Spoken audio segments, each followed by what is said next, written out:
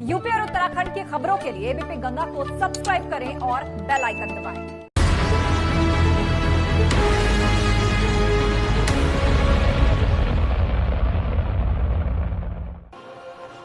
नमस्कार, मैं हूं राजीव ढोंडियाल और आप देख रहे हैं उत्तर मांगे प्रदेश। यूपी में प्रदूषण किस रफ्तार से बढ़ रहा है, ये बात किसी से छिपी नहीं है। शहर शहर धुंध की चादर दिख रही है और इसी को देखते हुए अब एनजीटी यानी कि नेशनल ग्रीन ट्रिब्यूनल ने पटाखों की बिक्री और उसे जलाने पर पूर्ण प्रतिबंध लगा दिया, यानी कि बैन लगा दिया गया। यानी कि अब पटाखों की बिक्री करने वालों और उन्हें जलाने वालों की कोई खैर नहीं। एनजीटी ने अपना आदेश तो दे दिया, लेकिन सवाल यही है कि क्या प्रदूषण का सॉल्यूशन चंद दिनों के बैन से निकल जाएगा? क्या आतिशबाजी ही पॉल्यूशन का असली विलन है? और सबसे बड़ा और सबसे अहम सवाल यही कि क्या पटाखों के बैन से सचमुच पॉल्यूशन खत्म हो जाएगा? यही उत्तर मांग रहा है प्रदेश।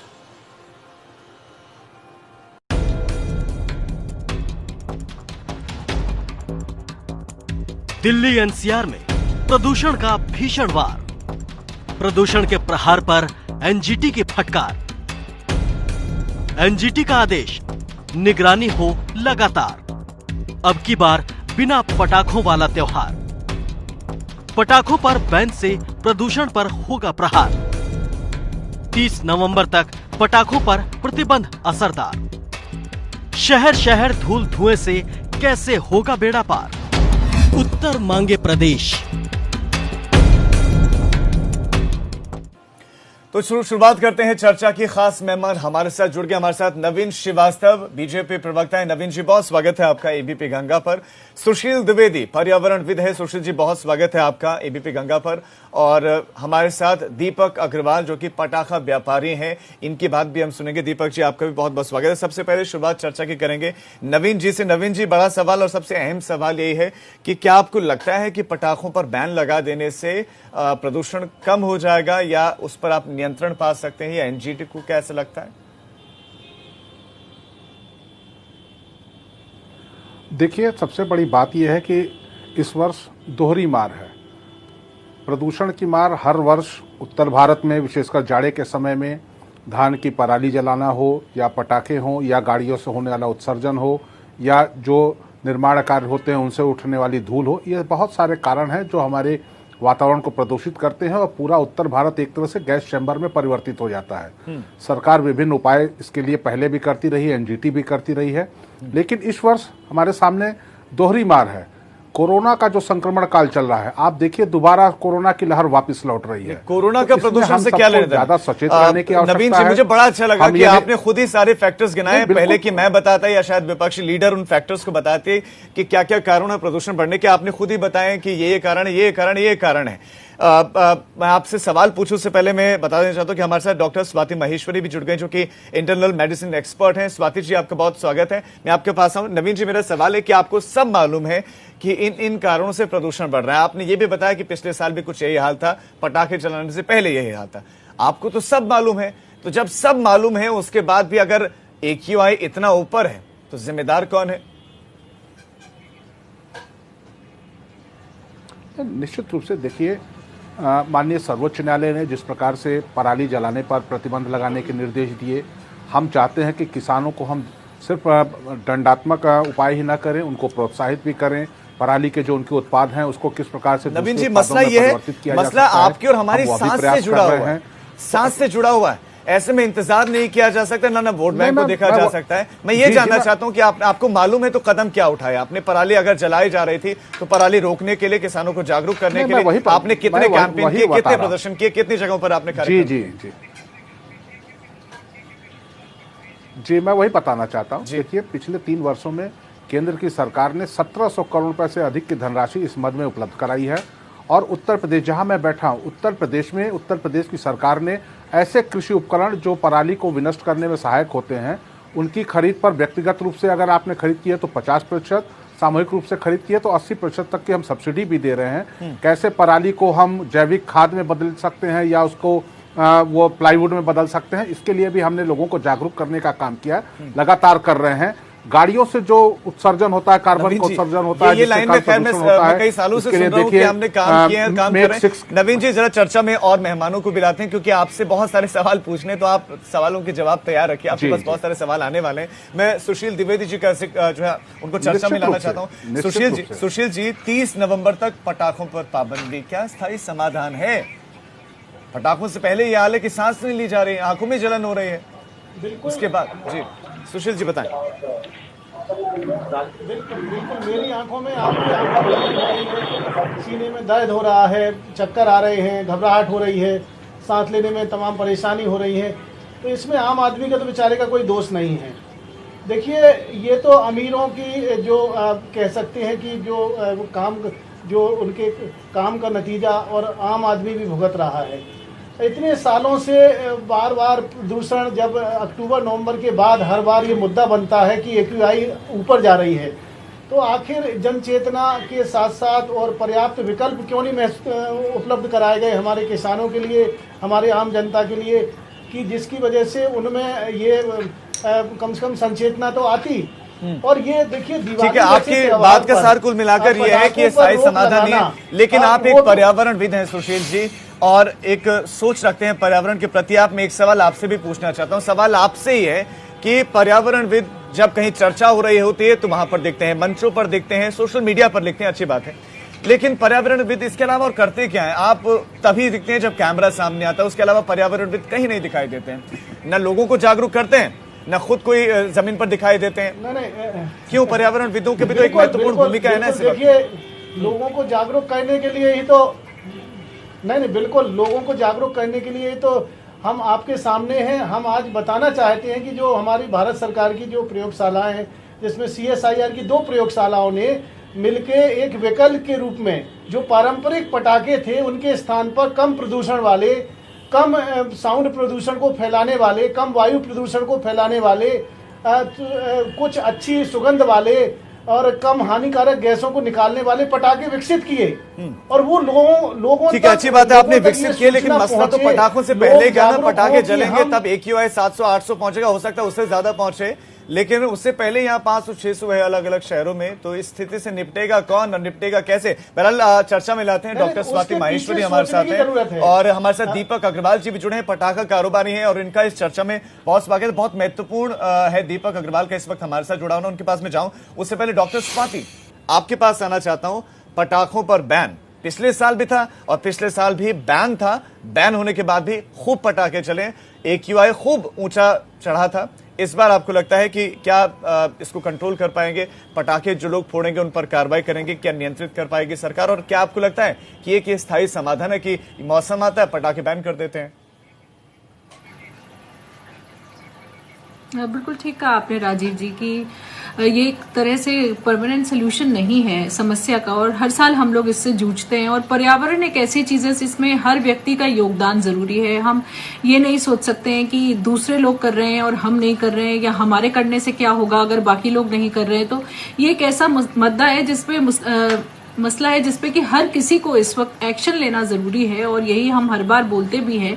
तो ये एक पहलू जरूर है। देखिए, ये बात सही है कि पराली जलाई जा रही है, इंडस्ट्रीज का जो एफ्लुएंट है वो निकल रहा है, उधर कंस्ट्रक्शन हो रहा है, उन सब से भी बहुत ज्यादा प्रदूषण हो रहा है। लेकिन कहीं ना कहीं पटाखे भी, क्योंकि दिवाली बहुत बड़ा त्योहार है और सभी घरों में फिर पटाखे चलते हैं, तो ऐसे में प्रदूषण उस वक्त आपने देखा ये दिवाली के अगले दिन किस मंजर पर होता है। तो कहीं ना कहीं वो भी रोकना हमारे लिए जरूरी है। तो केवल ये एक सोल्यूशन नहीं है, इस बात से मैं बिल्कुल आपकी इत्तेफाक रखती हूँ।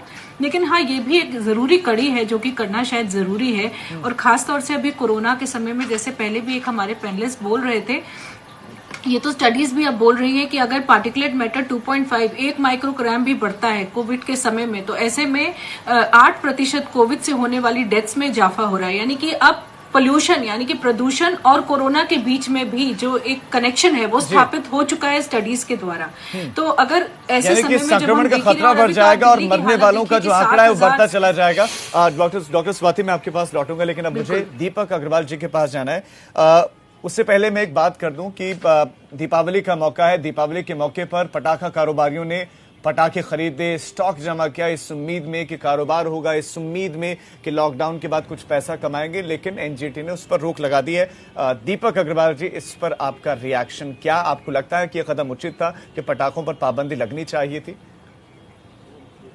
पटाखा व्यापारी लाखों की संख्या में, जिनके बच्चे बेरोजगारी और भूखमरी की कगार पर पहुंच जाएंगे।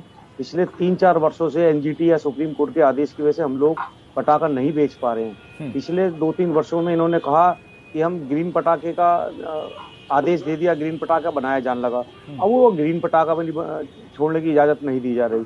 मैं तो यही कहूंगा कि एनजीटी से कि हम लोगों का ध्यान रखा जाए, और अपने मन की बात भी मैं माननीय मोदी जी तक पहुंचाना चाहता हूं, जिनके हम लोग आशीर्वाद से आगे बढ़ रहे हैं, देश आगे बढ़ रहा है। हम पटाखा व्यापारियों के लिए भी हमें आगे बढ़ने के लिए हमें लाइसेंस दीपक जी, लगभग कितनी बड़ी आबादी है, कितनी बड़ी संख्या है पटाखा कारोबारियों की? कितने का पटाखा आप लोगों ने खरीदा है या बनाया है जो आपको उम्मीद थी कि इस बार दीपावली में बिक जाता? अभी तो हमने 2 रुपए का पटाखा नहीं खरीदा है। जब तक हमें लाइसेंस नहीं मिल जाते तब तक हम लोग पटाखा नहीं खरीदते। क्या पुराना स्टॉक है आप लोगों के पास अभी? क्योंकि पिछले साल भी बहुत सारे लोगों ने खरीद दिया था। कोई स्टॉक नहीं है हमारे पास। अरे तो भगवान राम के टाइम से फुलझड़ी और दीवे जलाते आए हैं, बिना फुलझड़ी जलाए या बिना अनार जलाए। अभी आपने देखा होगा 5 अगस्त को माननीय योगी आदित्यनाथ जी ने खुद स्वयं अपने हाथों से अनार जला करके एक हर्ष का उत्सव बनाया। मंदिर के निर्माण के लिए कितने सारे अनार जलाए गए, कितने दीवे जलाए गए। तो बात देखिए, हमारे माननीय योगी आदित्यनाथ जी से प्रेरणा लेनी चाहिए कि हम जो लोग अनार जला रहे हैं यार, ये लोग हमारे अनार को बंद कर रहे हैं। ये गलत है, ये बिल्कुल एकदम। बताइए नवीन जी, नवीन श्रीवास्तव जी, क्या ये सही है या ये गलत है? क्योंकि इससे रोजगार भी जुड़ा हुआ है, बहुत सारे लोगों का जीवन जुड़ा हुआ है, कई परिवार जुड़े हुए, लाखों परिवारों को खाना पीना जाता है जिनका कारोबार जुड़ा हुआ है पटाखों से। क्या उचित है? क्या उनके लिए किसी तरह की कोई रियायत नहीं होनी चाहिए? कम से कम मानवीय भावना तो होनी चाहिए थी थोड़ी सी। क्यों, क्या रोजगार करेंगे? बच्चों की चक्री चलाने की इजाजत दी जाए। निश्चित रूप से मैं दीपक जी की बात सुन रहा था और हमारी पूरी सहानुभूति उनके साथ है। लेकिन मैं ये बताना चाहूँगा कि अभी एनजीटी ने जो प्रतिबंध लगाया है उसमें सभी पक्षों को सुना है, जिसमें पटाखा उत्पादक संघ के लोग भी थे, उनकी भी बात सुना है। और एनजीटी ने पूरे देश में नहीं प्रतिबंध लगाया है। दिल्ली, एनसीआर या ऐसे राज्य जहां पर ये जो इंडेक्स है वो ज़्यादा है, वहां पर प्रतिबंध लगाए हैं। लेकिन ऐसे राज्य जहां पर अभी वायु प्रदूषण मॉडरेट है, वहां पर ग्रीन पटाखों को छोड़ने पर कहीं रोक नहीं लगाई है 2 घंटे के लिए। और सिर्फ दीपावली के लिए नहीं, जो छठ का पर्व आने वाला है दीपावली के बाद, जो बिहार, उत्तर भारत में बहुत सारे राज्यों में बहुत बड़ी संख्या पे मनाया जाता है। मुझे बड़ा अच्छा लगा कि आपने जानकारी दी हमारे ऐसे राज्यों में जहां, लेकिन इसके साथ साथ हम एक पट्टी चला रहे हैं, एक बैंड चला रहे हैं जिसमें हम दिखा रहे हैं कि उत्तर प्रदेश के अलग अलग शहरों में AQI मीटर क्या कह रहे हैं। मॉडरेट छोड़िए, बहुत खराब स्थिति है। यानी कि उत्तर प्रदेश के बड़े बड़े जितने भी शहर हैं वहां पटाखे नहीं चलेंगे। मैं क्या कह रहा हूं, मैं उत्तर प्रदेश की नहीं। देखिए, मैंने पहले ही कहा कि पूरे उत्तर भारत में कुछ ऐसी भौगोलिक परिस्थितियां हैं, कुछ हमारी कमियां हैं। विभिन्न प्रकार के उत्सर्जन के माध्यमों से, आप 10 प्रकार की ऐसी चीजें हैं जिसके माध्यम से प्रदूषण का ऐसा उत्सर्जन होता है कि पूरा उत्तर भारत जाड़े में 2-3 महीने गैस चैम्बर के रूप में परिवर्तित हो जाता है। और जैसा मैंने पहले भी कहा, डॉक्टर स्वाति ने भी इस बात को एडमिट किया कि जो ये कोरोना का संक्रमण काल है, कोरोना का जो संक्रमण होता है वो सबसे ज्यादा रेस्पिरेटरी सिस्टम पे होता है, हमारे लंग्स को होता है, श्वसन प्रणाली पर होता है। और प्रदूषण का स्तर बढ़ने से उसका सीधा इफेक्ट होता है, इसलिए ये विशेष प्रतिबंध किए गए हैं। लेकिन देश के अन्य राज्यों में ऐसा प्रतिबंध नहीं है। ग्रीन पटाखों को 2 घंटे छोड़ने की अनुमति एनजीटी ने दी है, जिससे हमारे जो पटाखा के व्यवसायी हैं उनका रोजगार भी थोड़ा कम जरूर हो सकता है, लेकिन उनको बहुत बड़ा असर नहीं पड़ना चाहिए। लेकिन बड़े शहरों में जहां पर बड़ी आबादी है, जहां पर ये चीजें हो रही हैं, पटाखे आप कह रहे हैं ज्यादा बिकते, वहां पर तो प्रतिबंध है ना। ये सवाल तो है। आप खास मेहमान हमारे साथ बने रहिए। अब एक छोटे से ब्रेक के लिए हमें रुकना पड़ रहा है। ब्रेक के उस पार भी हम जानेंगे कि समस्या तो बड़ी है, लेकिन निजात कैसे मिले, सॉल्यूशन क्या है।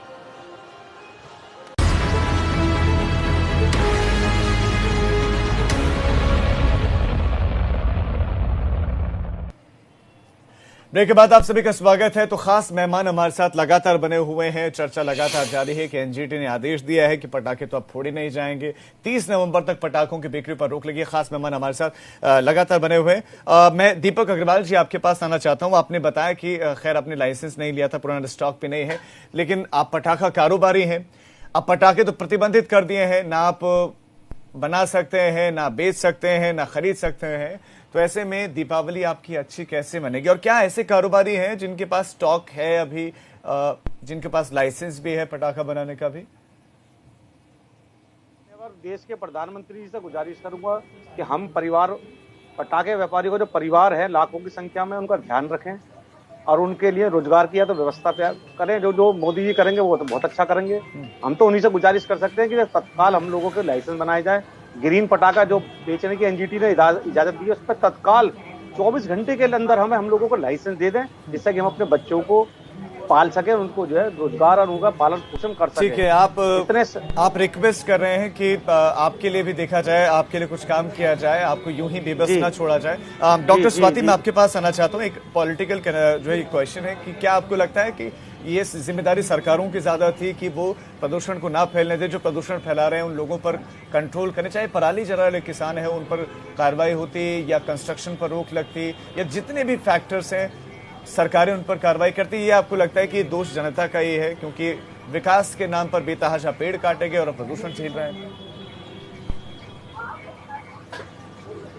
नहीं, देखिए, बात आपकी बिल्कुल ठीक है। ये हर साल का मुद्दा है और ऐसा नहीं है कि इस बार ही ये ऐसे सामने आया। पिछले साल भी 999 तक AQI दिल्ली का पहुंच चुका था। तो ये हर साल का मुद्दा है और अब कहीं ना कहीं बहुत जरूरी हो गया है सरकार को ये सोचना कि किस तरह के असरदार उपाय अब लगाए जाएं ताकि हम हमेशा इस समय पर आकर दिवाली के आसपास जो हम इस परेशानी से जूझते हैं वो ना हो। तो कहीं ना कहीं पूरे साल कुछ ऐसे उपाय करने की जरूरत है जिससे कि प्रदूषण डॉक्टर स्वाति, मसला तो यही है ना, विडंबना यही है कि हर साल की समस्या एक है, लेकिन हर साल की समस्या का सॉल्यूशन एक है कि पटाखों को बंद कर दो। सॉल्यूशन परमानेंट नहीं है, लेकिन सॉल्यूशन के तौर पर उसी को आगे रखा जाता है। जी, मैं आपके पास आऊंगा डॉक्टर स्वाति। मैं एक बार सुशील जी का रुख करना चाहता हूँ। सुशील जी, आप पर्यावरणविद हैं, आनंद फानन में। जी डॉक्टर सुशील जी, आपको क्या परमानेंट सॉल्यूशन दिखाई देता है? और दूसरा, क्या आपको लगता है जो सर्कुलर जारी किया है एनजीटी ने, उसका पालन करवा पाएगी सरकार और जनता मानेगी? देखिए, जनता तो निश्चित ही विरोध करेगी क्योंकि जनता तो अभी तक जिस ढंग से दिवाली मनाती आई है उस ढंग से मनाना चाहेगी। और अगर अलग अलग हिस्सों की बात करें तो ये देखिए, जो आपने AQI की बात कही, जैसे मिसाल के तौर पर लखनऊ में 4 जगह ambient air quality monitoring station है, जिसमें गोमती नगर का 200 के आसपास AQI आ रहा, लेकिन ताल कटोरा का सबसे ज्यादा आ रहा है। यानी अलग अलग हिस्सों का एक चूंकि बहुत की कमी है। सुशील जी, मुझे आपको रोकना है। मैं लास्ट एक फाइनल कमेंट नवीन जी का लेना है। नवीन जी, कैसे करवाएंगे पालन? सर्कुलर का पालन कैसे करवाएंगे? पटाखे पिछले साल भी फोड़े गए, कैसे पालन कराएंगे? और दूसरा, पटाखा कारोबारियों के लिए कुछ सोचा है आपने या नहीं कि वो उनकी दीपावली कैसे मनेगी अच्छी? नहीं, देखिए, निश्चित रूप से ये आज की समस्या नहीं है, पहले की समस्या है और कई बार एनजीटी ने पटाखों पर रोक लगाई, ग्रीन पटाखों की बात की। इसके लिए पटाखा उत्पादकों को भी सचेत होना चाहिए, उनको भी इस प्रकार के उत्पाद बनाने चाहिए जो पॉल्यूशन फ्रेंडली हो, और जनता को भी जागरूक होना पड़ेगा। बिना जनता के जागरूक हुए नहीं होगा। ठीक है, हमारी परंपरा है हम अपने त्योहार में पटाखे छुड़ाएं, लेकिन परिस्थितियों के हिसाब, हमारे धर्म ग्रंथों में लिखा है युगानुरूप आचरण करें। युग के अनुरूप आचरण करना हमारे धर्म ग्रंथों में लिखा है। कोरोना संक्रमण काल में आप देखिए, हमारी रामनवमी हो, बहुत सारे हमारे धार्मिक उत्सव हो, हमने नहीं मनाए अपने। आपका, डॉक्टर स्वाति आपका और दीपक जी आपका हमारे साथ जुड़ने के लिए बहुत शुक्रिया।